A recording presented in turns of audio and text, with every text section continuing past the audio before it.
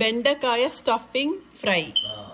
బెండకాయ స్టఫింగ్ ఫ్రైకి ముందర వేరుశనగకాయ గుండు దోరగా వేపుకోవాలి.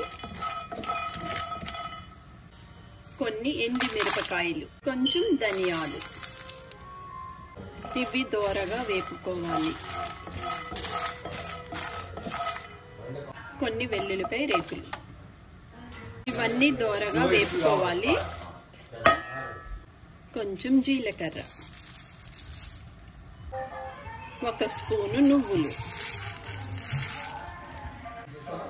కొంచెం కరివేపాకు, ఇది కూడా కొంచెం వేగితే చాలు.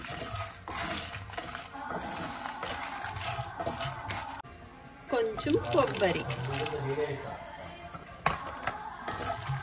స్టఫ్ బెండకాయ ఫ్రైకి ఇవన్నీ ఇట్లా వేపి పెట్టుకోవాలి. తర్వాత పౌడర్ చేసుకోవాలి.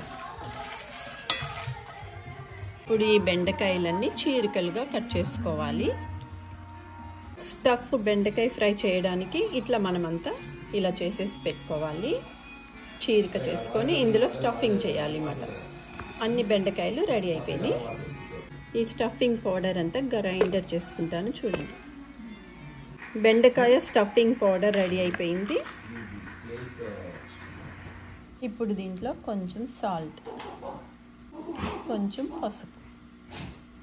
స్టఫింగ్ చేయాలంటే కొంచెం వాటర్ మిక్స్ చేయాలి. ఇప్పుడు ఇదంతా శుభ్రంగా కలుపుకోవాలి. కొంచెం నీళ్ళు వేసాం కాబట్టి స్టఫింగ్ చేయడానికి ఈజీగా ఉంటుంది. చూడండి, ఇప్పుడు బెండకాయ ఇలా చీరిక చేసాం కదా, ఇందులో ఇప్పుడు నేను ఈ స్టఫింగ్ పెడుతున్నాను.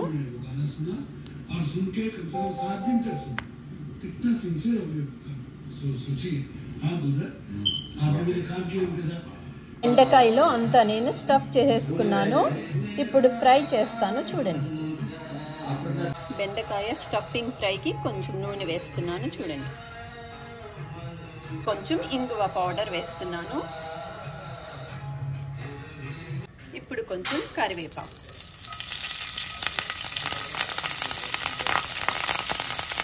తరువాత స్టఫ్ చేసుకున్న బెండకాయ ముక్కలు పెట్టాలి. చూడండి, ఇట్లా అన్ని ముక్కలు పెట్టుకొని ఒక 15 నిమిషాలు మూత పెట్టి మగ్గ పెట్టుకోవాలి. చూడండి, ఇవి ఒక 15 నిమిషాలు చిన్న మంటలో మగ్గాలి.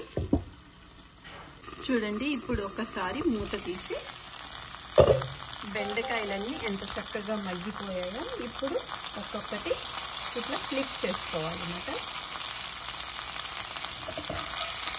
జస్ట్ ఇలా చేసుకుంటే చాలు.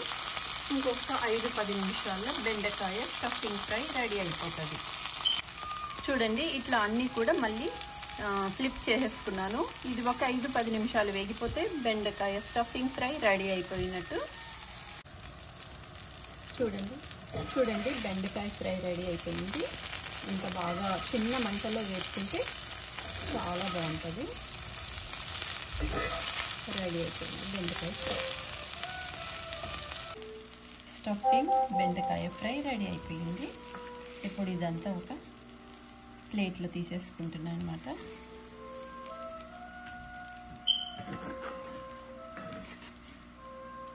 రెడీ.